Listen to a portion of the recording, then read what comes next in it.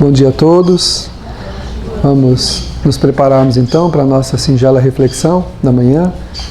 Nós possamos aí abrir o coração com tranquilidade, com harmonia, para que nas ideias simples e tranquilas que vamos conversar, possamos ir também sintonizando o nosso coração.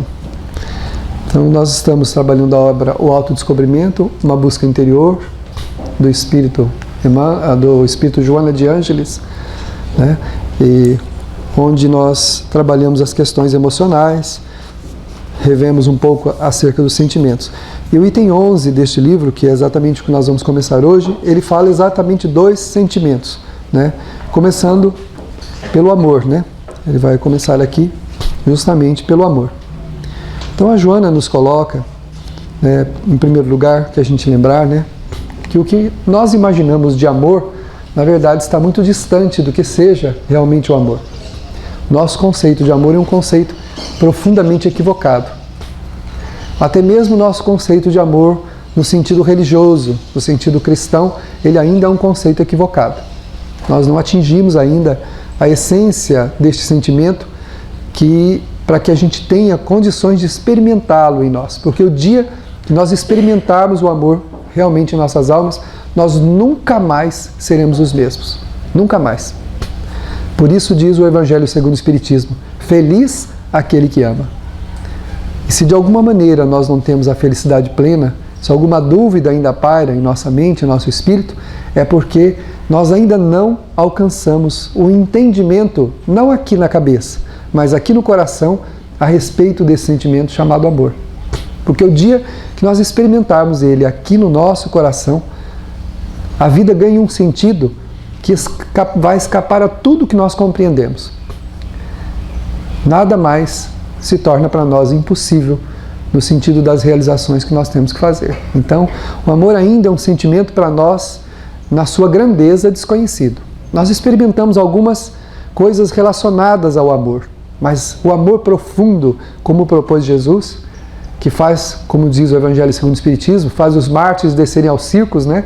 Na época dos cristãos, eles iam cantando para a morte, e faz quebrar e abrir as lápides dos túmulos, fazendo com que a gente realmente entenda que o nosso ente querido não morreu, que Deus, na sua bondade, permitiu que o espírito que ali deixou a carne estivesse agora no mundo espiritual, não pairando mais nenhuma dúvida no nosso sentimento, e que a experiência humana seja a melhor de todas as experiências que a gente possa ter na Terra, independente de nos trazer benefícios ou não.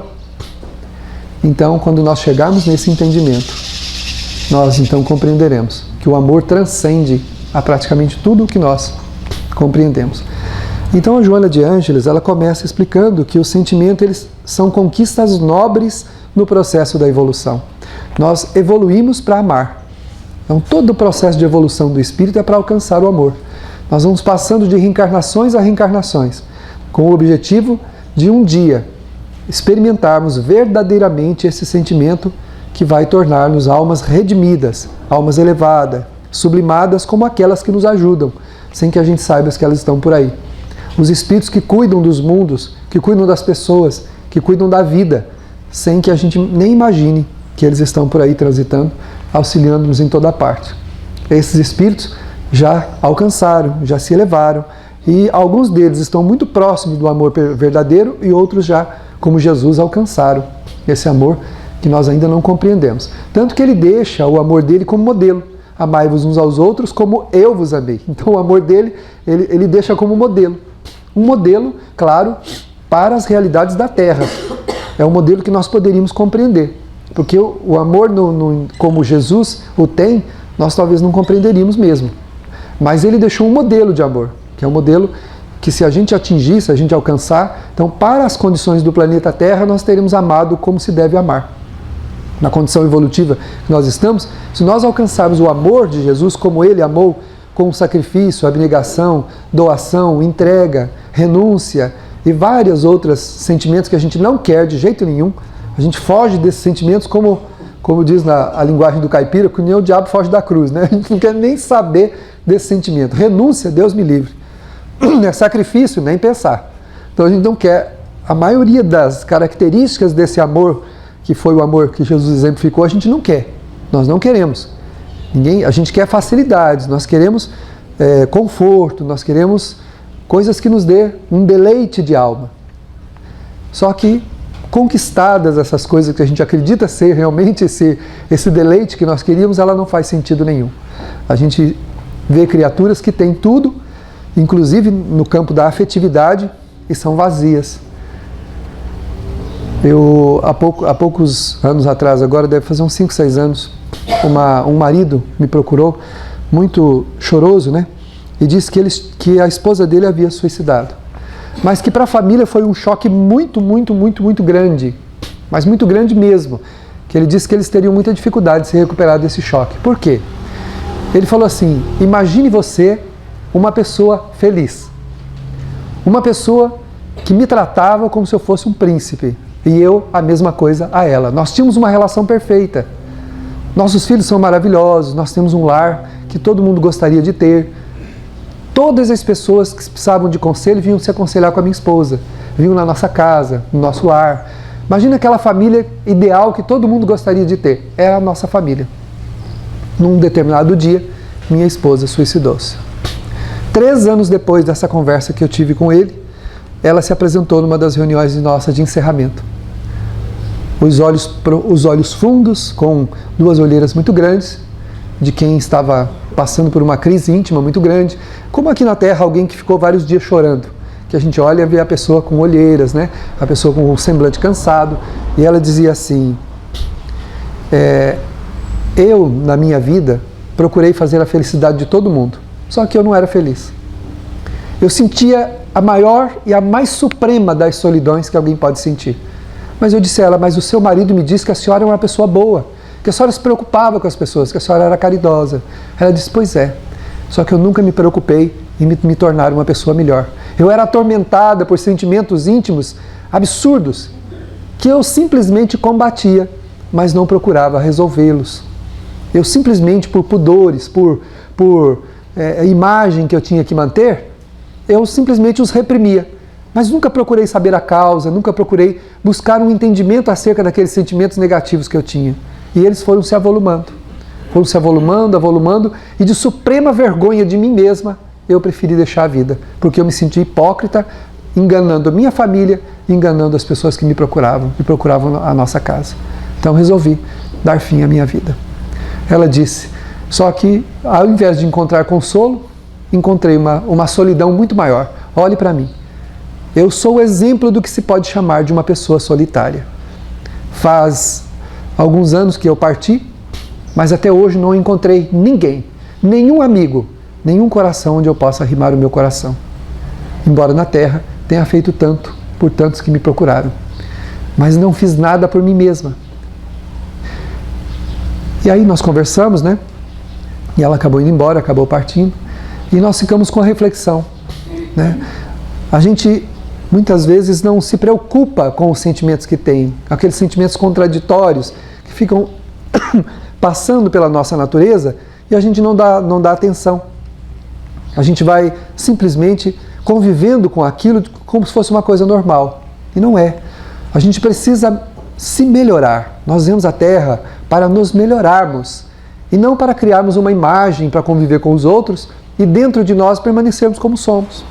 Com raiva dos outros, com inveja, pessimista, odiando, detestando, se incomodando com a felicidade dos outros, invejosos. Nós podemos manifestar muitos sentimentos sem que as pessoas saibam disso. Só que isso nos faz mal profundamente. Porque embora a gente faça um monte de coisa para os outros, não estamos fazendo para nós mesmos. Porque estamos, na verdade, fazendo por quê? Para criar uma imagem de convivência com os outros, para sermos bem tratados. Mas não estamos vivenciando os bons sentimentos, né? E não vivenciar os bons sentimentos, nós não crescemos se nós não vivenciarmos os bons sentimentos. Não é os atos apenas que informam que nós estamos melhorando, mas é quando nós melhoramos o sentimento, aí sim, quando nós começamos a sentir a alegria de viver, esperança, paz. Quem faz o bem tem que se sentir bem. Se não está se sentindo bem, tem alguma coisa errada. Não tem sentido fazer o bem e não se sentir bem. Não tem sentido auxiliar e não se sentir bem, né? Se nós não nos sentimos bem, então precisamos localizar esses sentimentos e eles precisam ser resolvidos. Nós precisamos de orientação, precisamos de algum trabalho, alguma coisa que possa nos ajudar a direcionar aquele sentimento para a gente poder conviver melhor conosco mesmo, né? Já que o homem é o seu sentimento, né? Então a Joana diz que, que aos poucos, né, na fase inicial do desenvolvimento, nós possuímos apenas sensações que predominam no nosso comportamento, né? Isso lá no tempo do primitivismo, se bem que existem criaturas hoje que são dedicadas puramente às sensações, né? Somente ao prazer, somente à satisfação, né? Sem se preocupar com o sentimento. Não estão dispostas a buscar o sentimento. Querem viver da vida o que a vida tem de melhor, o que a vida dá de bom, no sentido material, no sentido da experiência do corpo, mas não estão preocupadas com a alma. Esse é o sentimento primitivo, que são só sensações. Então, quando nós começamos a desenvolver o amor, ele passa por essa fase das sensações, né? Do querer experimentar o que o corpo pode dar, o que as sensações materiais podem nos permitir, né?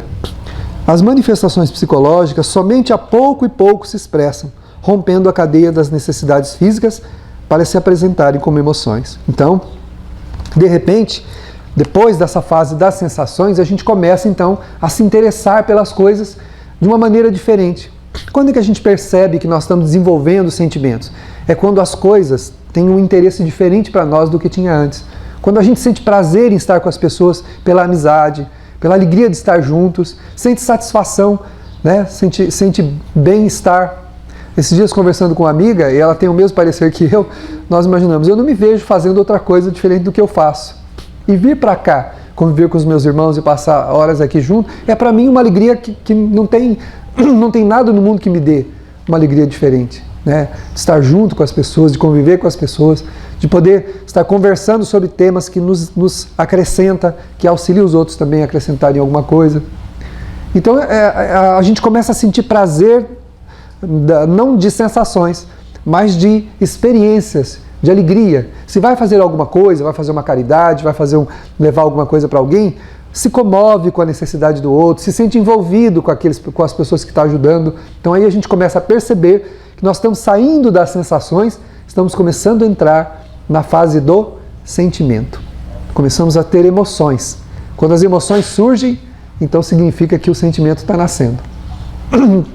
Enquanto a gente simplesmente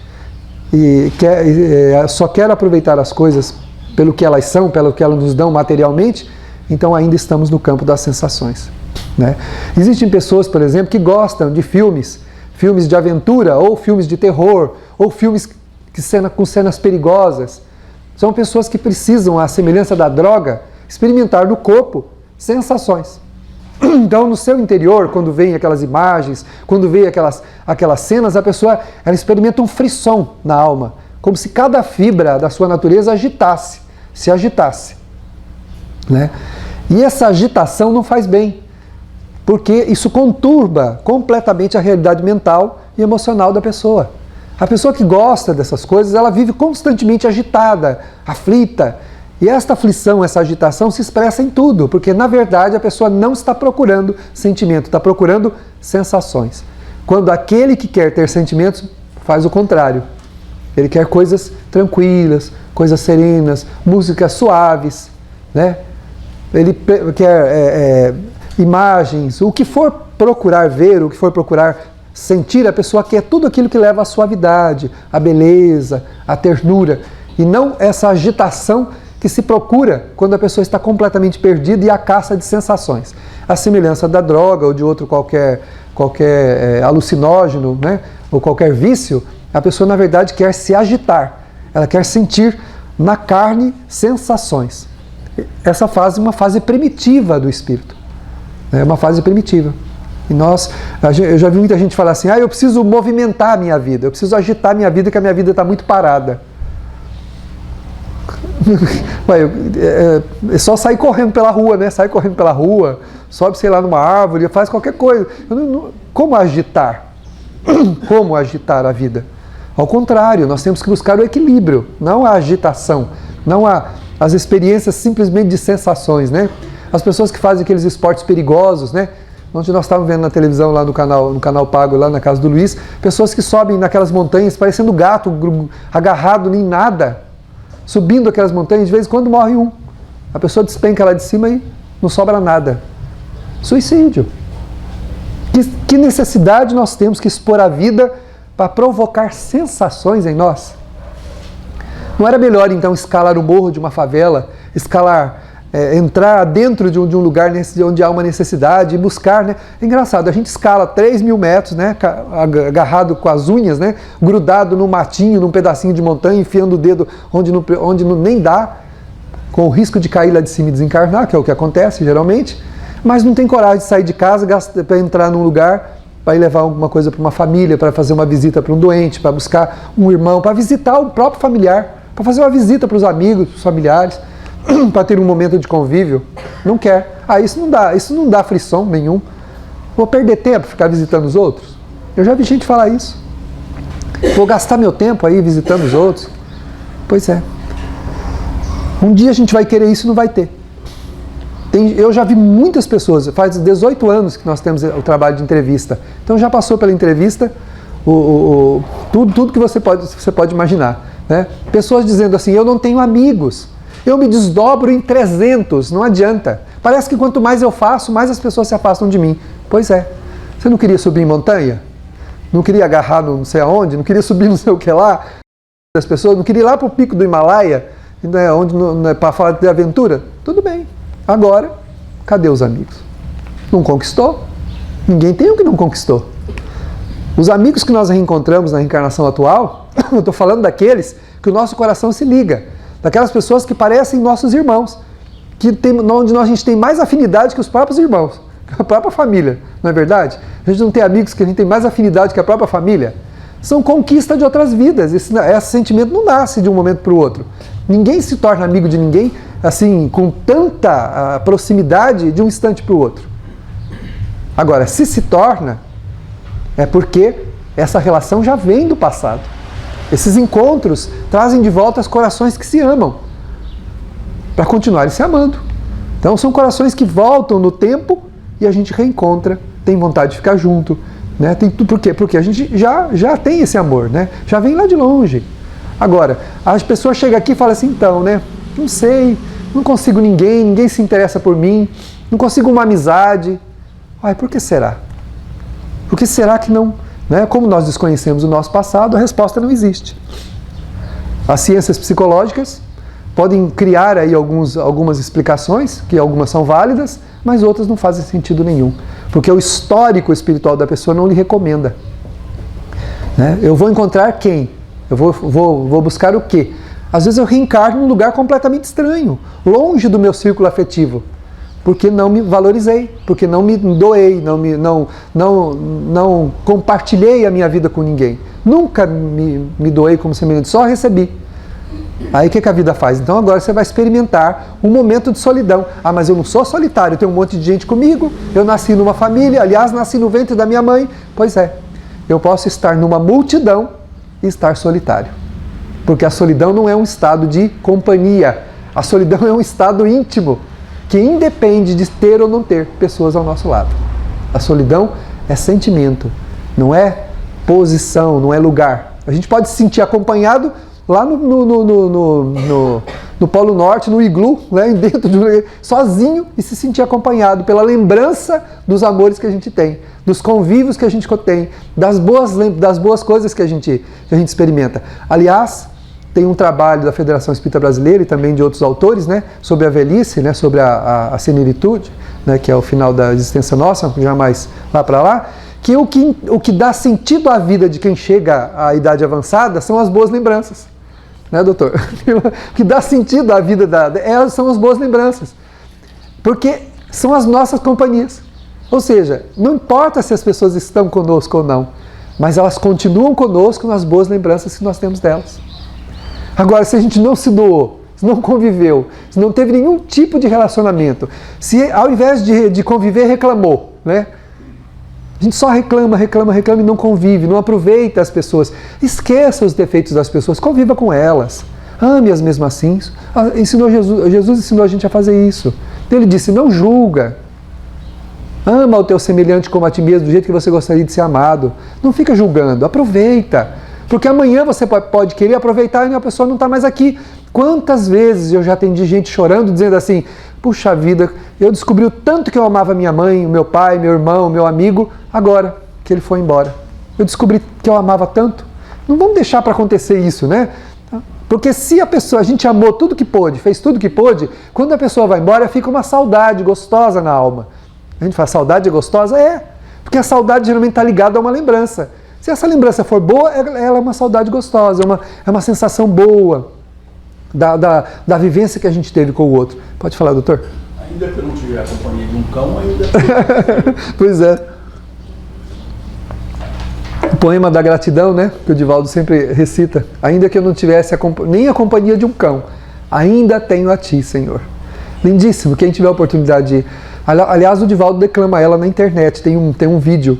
Eles digitam lá, tem lá, poema da gratidão, Divaldo. Vai aparecer o Divaldo declamando a poesia da gratidão. É sublime. Mas só pode ter esse sentimento, né, doutor? Quem vivenciou experiências emocionais e afetivas. Senão não tem. Quanta gente reclama e não adianta, viu? Ah, Deus não tem dó de mim. Não, Deus não tem, não. Deus tem uma coisa que Deus não tem de nós, é dó. Deus tem uma coisa melhor que dó. Ele tem amor. Jesus falou que Deus não é Deus de dó, é Deus de amor. Deus ama a gente. E Ele permite que a gente passe pelas experiências emocionais, às vezes até dolorosas, para a gente aprender. Que outra maneira eu vou aprender que eu preciso de uma coisa se não sentindo falta dela? A Joana diz isso. Ela diz assim, quando a gente começa a sentir falta de alguma coisa, aí é porque nós estamos começando a amar. Nós falamos isso das atividades, né? A pessoa vem por obrigação no samaritano, ela vem por obrigação na sopa, ela vem por obrigação numa coisa, na outra. Quando ela percebe que ela está ligada à atividade por amor? Quando ela sente falta. Quando você não consegue mais passar aquela semana, aquele dia sem estar naquele trabalho, sem estar naquela atividade. Quando que a gente está amando os nossos entes queridos? Quando a gente sente falta deles. Quando a gente quer estar perto, quando a gente quer estar junto, quando a gente quer conviver, né? Então, esses são os embriões do amor. O amor nasce assim, com esse interesse que a gente precisa ter pelas coisas e pelas pessoas. A gente sempre acha que a gente deveria estar num lugar diferente do que a gente está. E nós estamos no lugar certo. O André Luiz diz que a gente está no lugar certo, com as pessoas certas, fazendo o que está certo. O que é preciso fazer, não tem nada errado. Mas é a nossa carência que faz com que a gente ache que está tudo errado. A fragilidade que nós construímos do passado em nós mesmos fala que a gente que está tudo errado. Ah, se eu tivesse um outro amor, talvez eu seria feliz. Ah, se eu tivesse estivesse em um outro lugar, talvez eu estaria feliz. Engano, porque para onde eu for, eu vou junto. Não tem como eu me deixar para trás. Entendeu? Deixar um bilhete, como eu sempre digo, né? Fui, né? E ir embora e me deixar para trás. Não dá, eu vou junto. O que eu sou vai comigo aonde eu for. Então, na verdade, o que está me fazendo não aceitar o que eu estou tendo, não entender o lar que eu tenho, não entender os amores que eu tenho, não entender... É a minha carência, são as minhas fragilidades, são os vazios que eu tenho na alma. Não tem nada errado com a minha existência nem com aquilo que eu estou vivendo. Está tudo certo. E se eu migrar para um outro lado, eu posso até fazer isso. Mas em pouco tempo vou estar do jeito que eu estou agora. Porque essa mudança não vai fazer para mim nenhum sentido. É bom mudar. Qualquer coisa que a gente queira mudar na vida, pode. Mas não pode mudar porque você está se sentindo vazio em relação ao que está fazendo. Não é a mudança que vai preencher esse vazio. Preencha o vazio primeiro, depois muda. Senão não adianta. Resolva primeiro a lacuna, o mal-estar que você está sentindo. E aí pode ser que você nem mude. Né? Pode ser que você nem mude. Usando um exemplo bem simplório, né? Bem grosseiro. Eu recordo de uma pessoa que eu conheci que o sonho dele era fazer... Ele morava numa casa bem pequenininha. E nós fizemos um projetinho no tempo que eu fazia projetos. Eu fiz um projeto para ele para regularizar a construção dele.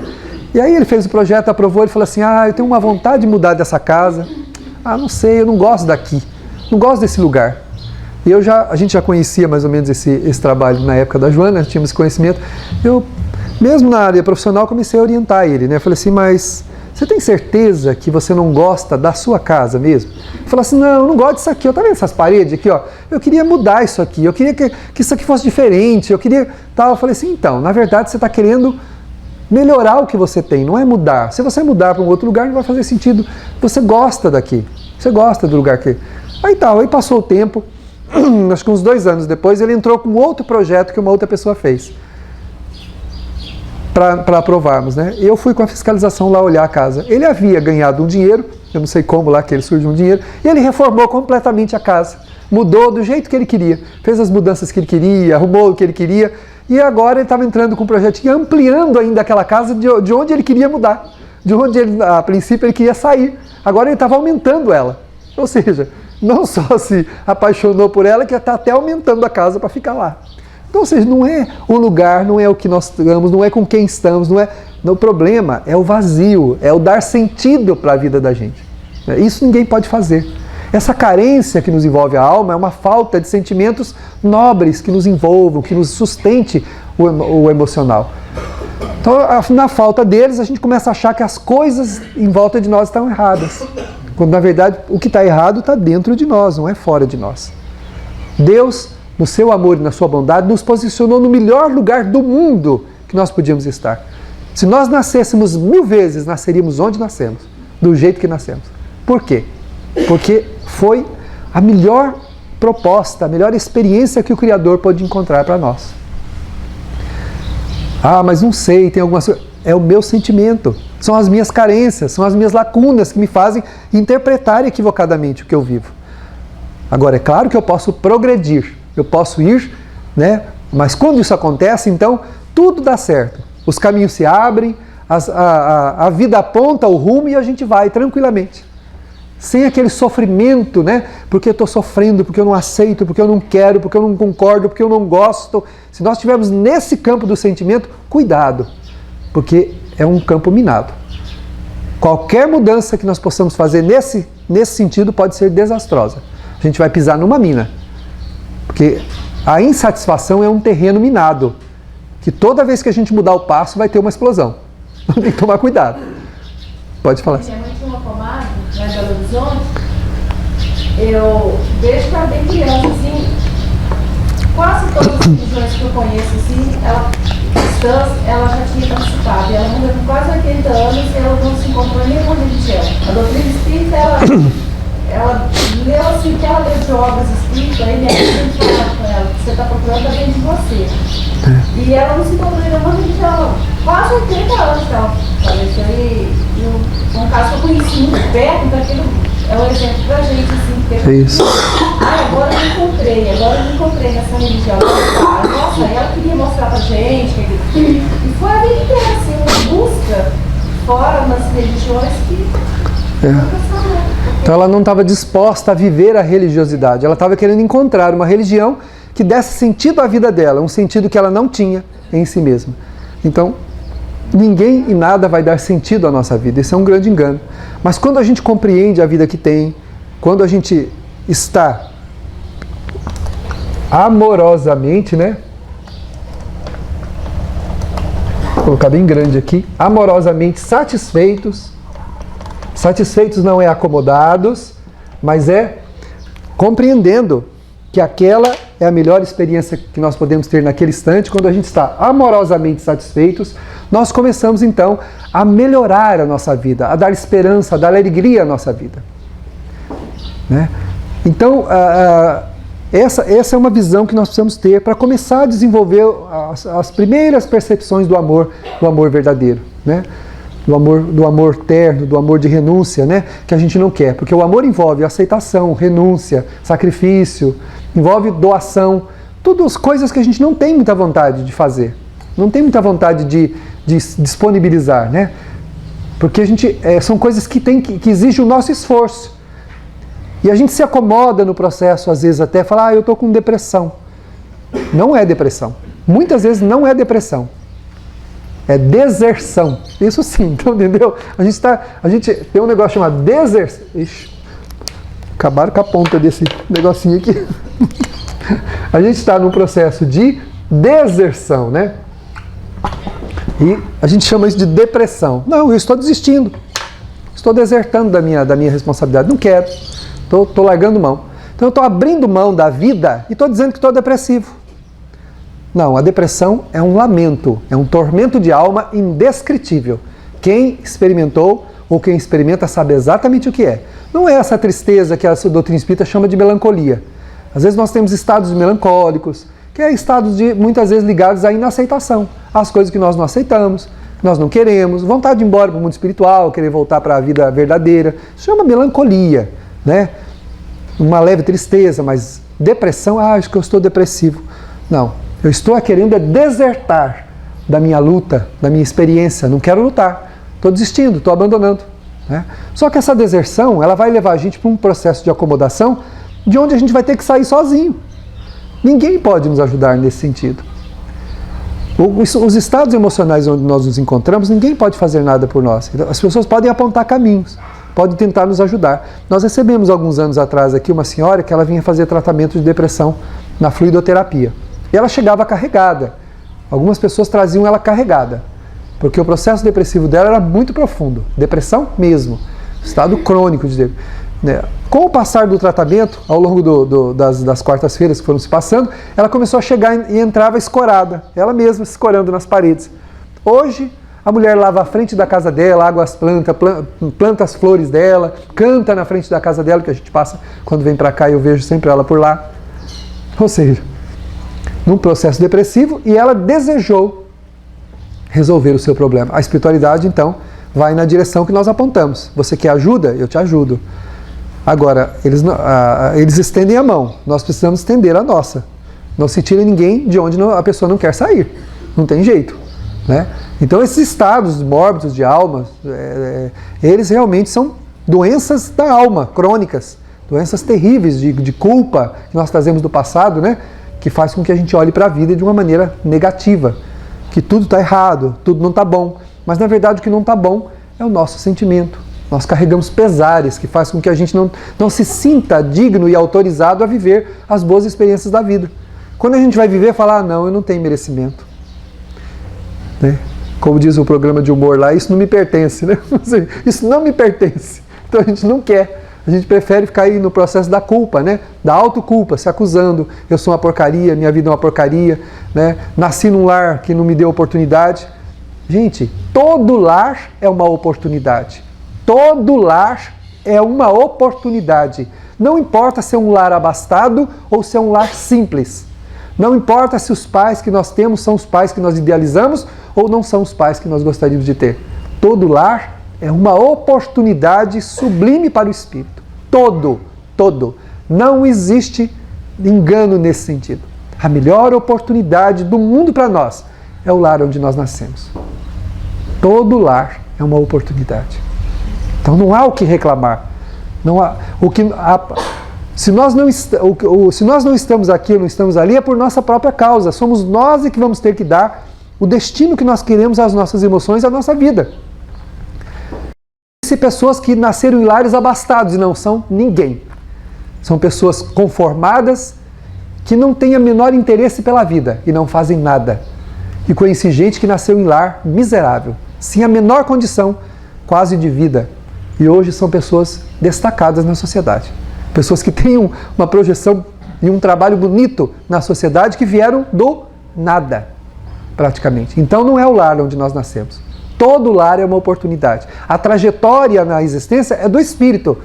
Não são daquelas pessoas com quem nós reencarnamos e convivemos. Nós reencarnamos para nos ajudar uns aos outros. Mas ninguém é responsável pela condição onde eu estou. Se eu nasci ali, se eu nasci naquela experiência, na situação como eu estou, por quê? Porque eu precisava. Foi escolha minha. Ou foi uma proposta que foi feita e eu aceitei. Né? Em último caso, uma reencarnação compulsória, que é a exceção, não é a regra, né? A reencarnação compulsória, aquela que a gente é obrigado a vir onde a gente precisa, é uma exceção da regra. Não é o nosso caso. De nenhum de nós estamos aqui, tenho certeza disso. Não é o nosso caso. Nós escolhemos. Então, o lar é uma bendita oportunidade e é um lugar para treinar o amor. Porque é ali que começam os primeiros treinamentos da renúncia, da paciência, da tolerância, do sacrifício, que é onde a gente começa a sacrificar o que nós queremos em benefício daquilo que nós precisamos. Né? A gente pode não ter o que quer, mas tem o que precisa. Todos temos o que precisamos. Realmente, provavelmente, a gente não tem o que quer. Mas Deus permite que a gente tenha, até determinado limite, o que a gente quer, desde que a gente se esforce para isso. É o nosso esforço. Lamentar, colocar-se na posição de vítima não vai adiantar nada. Aí nós vamos permanecer como? Vazios, como estamos. E o vazio não é bom. Já provou, né? Esse vazio já nos mostrou que as coisas não ficam bem assim, né? Quem tá? Pode falar. Jesus falou amarás o próximo como a ti mesmo. Ele não falou amarás os seus filhos, a sua esposa, o seu marido. Quando que você percebe que você está amando o próximo? Porque amar, o que é amar o próximo? Amar as pessoas. Você não conhece. Você entendeu a pergunta? Sim. Você tem que ser isso. Amar o próximo, a todos. A doutrina espírita coloca isso de uma forma muito simples de entender, difícil de praticar. É fazer para os outros exatamente o que você gostaria que fosse feito. Isso é amar o próximo. Na Terra, é esse amor que a gente compreende. É ter a disponibilidade de fazer para os outros tudo o que a gente gostaria que nos fosse feito. Isso é o amor que nós compreendemos na Terra, né? Agora, dentro disso, à medida que a gente cria o hábito de fazer, aí você vai começando a experimentar satisfação em fazer, alegria em fazer. Aí o amor está nascendo. Então, a gente treina fazendo para os outros o que a gente gostaria que nos fizesse. Uma pessoa me ofende. Imediatamente eu tenho que inverter o processo. Me coloco na condição da pessoa. E se fosse eu que tivesse ofendido, o que eu gostaria? E descobrisse agora, exatamente, acabei de ofender, percebesse o erro que eu cometi. O que eu gostaria que o outro fizesse? Que ele me compreendesse. Que ele tivesse paciência comigo. Que ele tivesse tolerância comigo. Que ele me amasse. Então, quando acabamos de ser ofendido, imediatamente temos que fazer isso para o outro. Compreendermos, aceitarmos, entender a dificuldade da outra pessoa, sem ter raiva dela, sem querer se vingar dela, sem querer maltratar ela. Esse é o amor. Esse é o treino para o amor que nós compreendemos. Agora, quando é que a gente vai entender que já está amando? Quando o outro te ofender, você não fizer a ofensa e você não se ofender mais. Quando você sentir alegria em ajudar, sentir alegria em fazer isso, e sentir alegria em fazer aquilo. Então, essa satisfação de alma, essa alegria na alma, é o amor que nós compreendemos na Terra. É a alegria de viver, né? A gente tem muita gente por aí que a gente vê assim, pessoas que têm alegria de viver. Você olha para a pessoa, ela tem os olhos brilham. Em tudo a pessoa, você vê que ela não reclama de nada, tudo está bom, tudo está tranquilo, ela convive com todo mundo bem, né? Então esse é o amor na Terra. Então, em primeiro lugar, como treino, Jesus colocou assim: faça para o outro exatamente o que você gostaria que te fizesse, mesmo que você sinta pesar com isso, porque esse é o treino. Quando a gente percebe que está começando a desenvolver o sentimento, quando a gente então começa a fazer com alegria, quando não se ofende mais, quando sente bem-estar em conviver com tudo e com todo mundo do jeito que cada um é, sem ter nenhum pesar em relação a isso, né? Então esse é o treino do amor proposto pelo Cristo, que é um amor possível, porque ele fez isso. Então ele até exemplificou, né? Ele foi ofendido, ele foi enganado, ele foi humilhado, ele foi batido, ele foi condenado e foi executado. E foi todo o caminho sem falar um A contra quem quer que seja. Aceitou simplesmente. Ele teve, a Joana Diante fala assim, que ele teve a traição de um amigo, a fuga de muitos outros, e aceitou a própria cruz sem reclamar contra ninguém, né? Então, quando nós chegarmos nesse nível, aí nós já estamos amando como a Terra pode nos comportar, dentro do sentimento que a Terra pode comportar, né? Então esse é o amor, do amar ao próximo como a ti mesmo. Nesse processo, o ser é prisioneiro dos desejos imediatos e grosseiros da sobrevivência, com insights de percepção da harmonia, do equilíbrio, das alegrias que não decorrem do estômago ou do sexo. Lentamente, à medida que supera o egocentrismo, seu estágio infantil. O seu estágio infantil desabrocha-lhe os sentimentos de valores reais ou morais, de conquistas intelectuais, culturais, artísticas, idealísticas. Então, à medida que nós vamos tendo os primeiros insights, né? Ou seja, as primeiras alegrias dentro daquilo que a gente está vivendo, então a gente começa a prestar atenção em outras coisas que nós não prestávamos antes. A pessoa que vive para as sensações, ela só consegue perceber da vida o que é grosseiro. É como alguém que caminhasse numa cadeia de montanhas e visse só as montanhas. Ou seja, aquelas montanhas enormes, é o que é grosseiro, o que é gritante. Então eu vejo.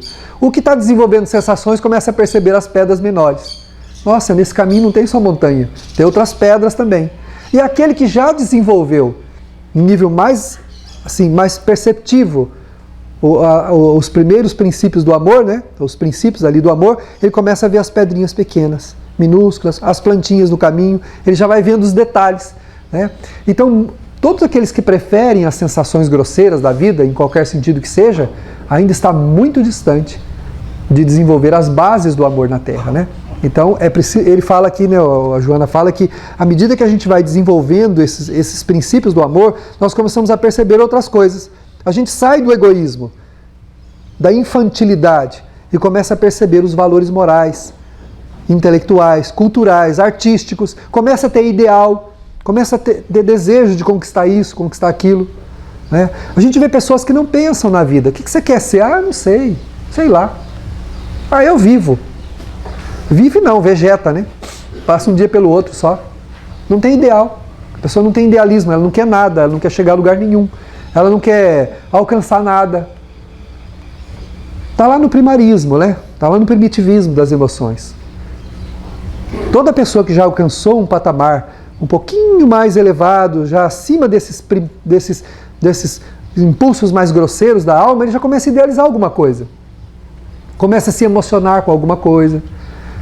Quando nós começamos o Samaritano aqui na casa, o Samaritano existe conosco desde que nós estávamos na outra casa, mas aqui na casa foi há 17 anos atrás. Logo no começo, um amigo, que hoje não está mais conosco, ele começou a participar e ele veio de uma classe mais abastada da sociedade. Quando nós começamos a entrar naqueles lares mais assim, menos abastados que a gente ia, né, os lares mais simples, a gente percebia que ele ficava mais para trás do grupo quando a gente entrava. E ele olhava com os olhos arregalados, espantados, como se estivesse vendo uma coisa, né, uma coisa absurda, uma coisa do outro mundo.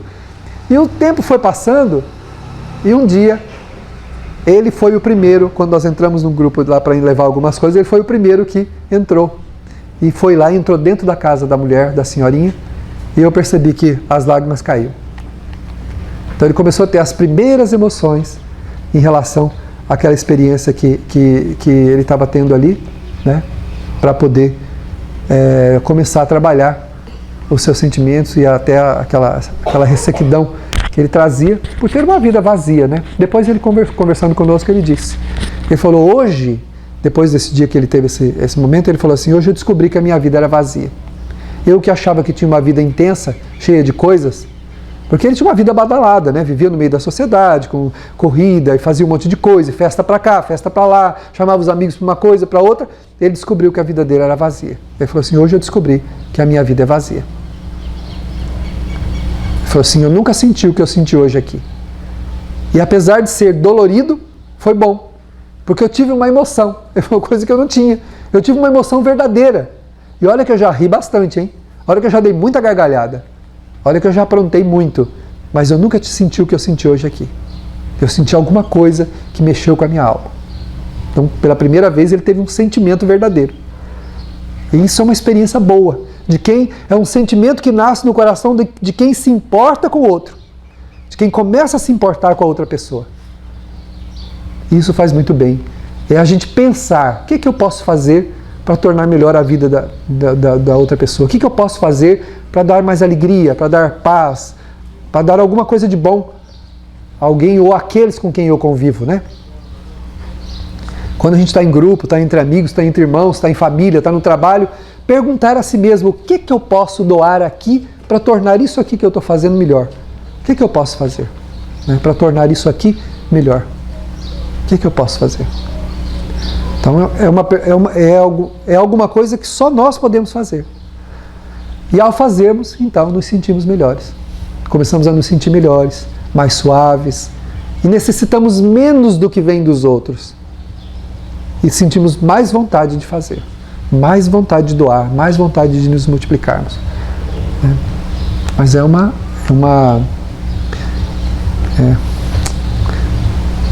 luta, né, que nós vamos ter que fazer para buscarmos esse entendimento. O largo trânsito pelos impulsos do instinto deixa condicionamentos que devem ser reprogramados, a fim de que as emoções superem as cargas dos desejos, do utilitarismo ancestrais. Nós estamos muito acostumados a usar as pessoas, a usar tudo que nos rodeia, mas pouco acostumados a nos doarmos verdadeiramente. Nós estamos acostumados a nos fartar de tudo que a gente encontra pelo caminho. O que a gente puder buscar para dar tranquilidade para nós, a gente faz. Mas proporcionar o bem-estar dos outros não é um hábito nosso, que nós precisamos adquirir. Até uma caneta que a gente vê lá numa vitrine, que a gente imagina como ela vai facilitar a nossa vida, como ela vai ficar bonita na nossa escrivaninha, como aquilo vai fazer bem, a gente vai lá e compra e fica satisfeito. Né? A gente se utiliza das coisas apenas para se dar bem-estar, mas não dá um palito para quem quer que seja. Não proporciona o bem-estar de ninguém. Né? E isso, esse utilitarismo, ou seja, se utilizar simplesmente da vida sem doar-se, é uma experiência muito ruim, porque é uma experiência egoísta, que não traz bem-estar. Né? Porque as pessoas podem fazer por nós o que elas quiserem. Isso é uma decisão do outro. Se o outro quer me dar alguma coisa, isso é uma decisão dele. Mas doar-me é uma decisão minha. E o que vai me fazer bem não é o que o outro vai me doar, é o que eu vou doar. É o que eu vou fazer, é isso que vai me fazer bem, é isso que nós precisamos interiorizar definitivamente se a gente quiser ser feliz. Parar de cobrar dos outros, parar de cobrar das instituições, parar de cobrar das pessoas, parar de cobrar da sociedade, como se o mundo tivesse que resolver os problemas para que a gente ficasse bem. E não é isso. Nós temos que resolver os problemas dentro de nós, para que a gente fique bem com o mundo do jeito que o mundo é. E aliás, com um posicionamento positivo, né? Porque aí eu posso colaborar. Antes da crítica, perguntar-se o que eu posso fazer para ajudar. Sempre que a gente for criticar alguma coisa, perguntar-se o que eu posso fazer para melhorar isso que eu vou criticar agora? O que eu posso fazer? Se eu não puder fazer nada, melhor silenciar. Por isso disse Jesus, não julgueis. Quem julga não tem as medidas exatas do que está acontecendo com a realidade do outro, nem a situação em si. Tudo que nós enxergamos, gente, o que nós vemos e o que nós interpretamos é superficial. É segundo o nosso entendimento, segundo as nossas emoções. Nunca as coisas que a gente enxerga é o que a gente está vendo, exatamente como nós estamos vendo. Nunca as coisas são como nós enxergamos, está errado. Nós precisamos fazer o quê? Não julgar. Jesus falou, não julgueis, porque a gente não sabe o contexto e as situações íntimas de cada um ou de cada coisa. Nós não conhecemos.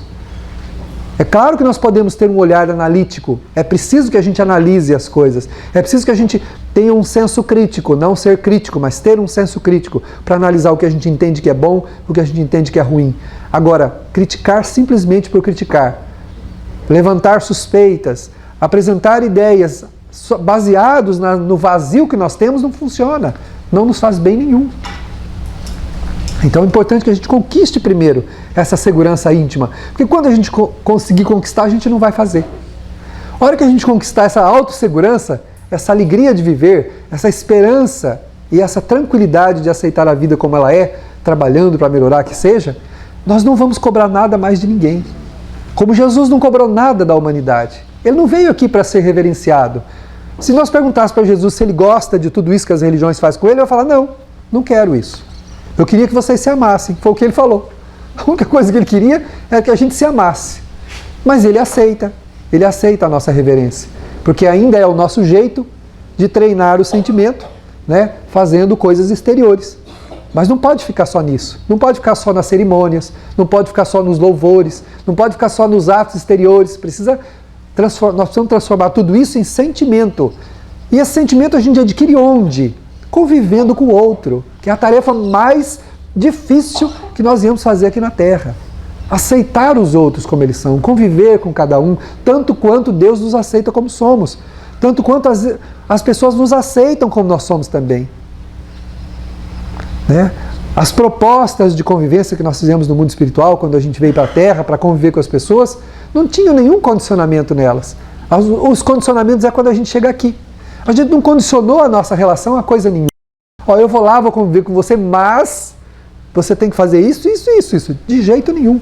Você me aceita do seu lado? Aí a pessoa deu uma olhada, olhou, sondou bastante, pensou, falou, tá bom, vamos lá, mas se comporta, hein? É o contrário, né? Você poderia, eu vou com você, mas você faria isso? Não, ao contrário. A gente foi lá, depois de feita a proposta para virmos juntos com as pessoas, o outro ainda avisou a gente, mas você se comporte, hein? Que eu não vou aguentar você de novo, não, desse jeito aí que você era, não. Você se comporte. Aí chega aqui, a gente se enche de exigências, né? A gente quer exigir dos outros, você tem que me tratar assim, você tem que me tratar daquela forma, você tem que fazer isso para mim, você tem que fazer aquilo. Esse é o nosso grande engano. Cada um de nós veio à Terra para cuidar de si mesmo. E se não fosse eu na sua vida, hein? Seria outro. Não entendeu? Não sei o que a gente pensa, né? Se não fosse eu, o que seria de você se não fosse eu? Provavelmente estaria muito melhor. Né? Mas como o coitado tem dívida comigo, tem que me aceitar na vida dele. Vai fazer o quê? Né? Provavelmente se eu estivesse com o outro, estaria melhor. Mas tem que estar comigo, então tá bom. Então vamos tentar viver bem. Né? Vamos buscar uma vivência equilibrada, né? Ter essa coisa. É uma ilusão nossa isso. A gente achar que é o salvador da vida dos outros, que se não fosse a gente, nada aconteceria. Aconteceria sim, talvez até melhor. É que não tem outro jeito. Por enquanto precisa ser assim. Não é? Com esse entendimento a gente para de se achar e começa a se procurar verdadeiramente, né? Porque quem acha é aquele que pega o negócio, achei! Não vai achar nada não, a gente vai ter que procurar com um faroletinho, olha, para achar os defeitos que a gente tem que mudar. Não é fácil, não. É muito complicado isso, né? O primeiro e certamente mais importante sentimento a romper, o presídio dos instintos, é o amor. Então, o primeiro sentimento que a gente vai ter que conseguir manifestar, né? É o amor.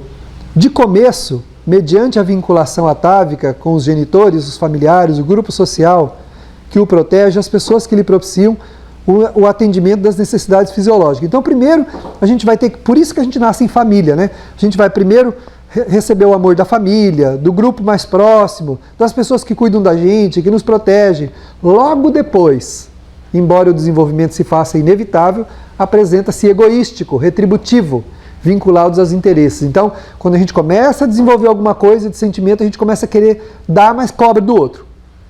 Dar mais cobra. Esse é as primeiras manifestações desse sentimento mais nobre. Ele nasce ele começa a nascer. Mas é aquela plantinha que quer ser protegida. Eu sou pequenininha, você me protege, hein? Então ela já nasce querendo fazer exigência. Somente quando canalizado pela mente e pelo conhecimento, agiganta-se, constituindo-se objetivo do mecanismo existencial, capaz de se libertar dos efeitos rigorosos dos instintos. Então, somente à medida que nós adquirimos conhecimento, entendimento, que é o que nós estamos fazendo aqui, e também começamos a manifestar esse sentimento de maneira singela, é que ele vai se agigantando. E aí ele vai perdendo a necessidade de receber e passa a necessitar doar, que foi o amor de Jesus. Né? Ele afirmou, eu não vim para ser servido, mas para servir. Foi ele que falou. Não foram vocês que me escolheram, fui eu que vos escolhi. Foi ele que falou também. Então tudo isso demonstra que ele não tinha um amor de necessidade, ele tinha um amor de doação. Ele não veio para... Né? Aí ele falou, os discípulos estavam discutindo para ver quem era o maior, né? Quem ia ser o maior lá no reino dos céus. E ele fala, o que vocês iam conversando? Quem quiser ser o maior, que seja o menor de todos. Aí ele começa a dar o exemplo. Tipo assim, olha o que eu estou fazendo, eu estou aqui, eu sou o imperador disso aqui. Eu estou aqui, servindo vocês. Então, quem quiser ser o maior, que seja o menor. Então, Jesus começou a chamar a atenção para a necessidade pessoal de amar, para a necessidade pessoal de fazer, de entregar, para que os discípulos e nós nos libertássemos da ideia da necessidade de receber. Nós temos uma necessidade muito grande de receber para ficar bem. E ninguém, gente, ninguém vai estar triste e infeliz por causa de solidão. Porque a solidão não é a falta de ninguém, é a falta que nos fazemos a nós mesmos. Não somos uma boa companhia para a gente mesmo. Quando temos que conviver conosco mesmo, nos assustamos, porque os sentimentos que temos não são nobres. Então a gente se assusta diante do que é, porque não está querendo melhorar. Diferente daquele que chega na sua casa íntima e vê a maior parte das coisas desarrumadas, mas vê sinais de que está sendo arrumadas as coisas. Chega num armário com as gavetas, a maioria delas abertas e todas desarrumadas, mas tem 3 gavetas que já estão arrumadinhas. Então a pessoa olha e fala assim, eu estou trabalhando pela minha melhoria, então eu tenho valor sim. Diferente daquele que chega, tropeça nas próprias coisas e cai. E fala, quem deixou tudo isso aqui desarrumado? E escuta o eco dentro da própria alma, você. Não é? Cadê aquele objeto que eu preciso tanto? Quem foi que pegou? Meu filho, não mora ninguém aqui além de você. Foi você que pegou. Agora, onde você deixou, pergunte-se a si mesmo. É isso que acontece com a gente na casa íntima. A gente chega dentro da casa, quer reclamar dos outros, mas não tem jeito, porque dentro de nós só mora a gente mesmo. Então não tem como reclamar. Aí começa então a autodepreciação. Tá vendo? Eu não valho nada. Eu sou uma porcaria. Eu não presto. Eu não sei o quê. Eu não sei o que lá. Aí Deus fala assim, eu sei disso, meu filho. Eu quero saber o que você quer. O que você precisa para arrumar a sua casa. Me fala aí, você quer vassoura? Você quer ferro de passar roupa? Você quer o que para arrumar a sua casa? Você quer até um ajudante, eu te dou. Aí dá uma mãe, dá um pai, dá irmãos, dá amigos, dá marido, dá esposa, dá filhos. Ah, não sei. Ninguém me ajuda. Como assim? A sua casa estava toda desarrumada. Você pediu que eu te desse alguma coisa. Eu te dei ferro de passar roupa, eu te dei, entendeu? Eu te dei, né, escovão, te dei produtos de limpeza, mas te dei mais coisas. Você queria auxiliar, eu te dei. Eu te dei uma mãe. Ela te suportou 9 meses dentro do ventre. E olha que você não era boa coisa, hein? E ela aguentou você. Ó, meu filho, entendeu? Ainda fazia, ó, você que não valia nada, ela ainda fazia massagenzinha na barriga para você se sentir confortado. Mamãe tá aqui, viu? Né? Aí você nasceu, ela trocou fralda sua. Você que nunca fez nada por ninguém, ela trocou só as fraldas. Deu TT, né? E o que você quer mais para arrumar a sua casa íntima? Se você pediu coisas, eu te dei. Te dei muito mais, te dei ajudantes. E o que você fez? Só reclamou, que é o que nós fazemos. A lamentação. Sem esse entendimento, gente, o amor não nasce. Sem esse entendimento, nós vamos viver no primitivismo do sentimento, que é na usura da vida. Vamos usar a vida com tudo que ela tem, inclusive as pessoas, sem o devido respeito que temos que ter a tudo e a todos. Dessa maneira, precisamos olhar para a nossa existência como uma belíssima oportunidade. Até mesmo Jesus utilizou-se de uma mãe para estar na Terra, para nos mostrar que não estamos sós neste planeta. Temos corações que nos abrigam, temos almas que nos aconchegam ao peito, mas é importante também que nós aconcheguemos junto ao coração todos aqueles que a existência colocar na nossa caminhada. É importante que observemos as oportunidades sublimes de crescimento, as luzes que temos iluminando o nosso caminho. E nesse sentido, buscarmos realizar o melhor que pudermos. O amor que tanto reclamamos receber, é preciso que ele se faça nascer em nosso coração. Ama o teu semelhante, asseverou Jesus, porque esse amor que dermos será o amor que nos fará bem. Há luzes no caminho, porque ele veio e com o seu amor iluminou-nos a estrada. Nós, por nossa vez, temos que iluminar a casa íntima, as estradas do próprio coração, onde desfilam as nossas paixões, tropeçando aqui e ali, impondo-nos sofreguidão. Quando iluminamos a casa íntima, as estradas se fazem mais visualizadas e verificamos aquilo que não vai bem, o que precisa ser construído, e lentamente vamos operando em nossa própria causa, construindo o amor, a afetividade para com aqueles que vamos encontrando neste caminho. Iluminemo-nos o próprio coração com as luzes que ele nos concedeu. as luzes da esperança, da tolerância, do perdão, da paciência, da compaixão. E somente assim nos elevaremos de criaturas primitivas que somos, emocionalmente falando, para nos transformarmos em luzes que um dia seremos. Que Ele nos abençoe, nos conceda a sua paz. Graças a Deus.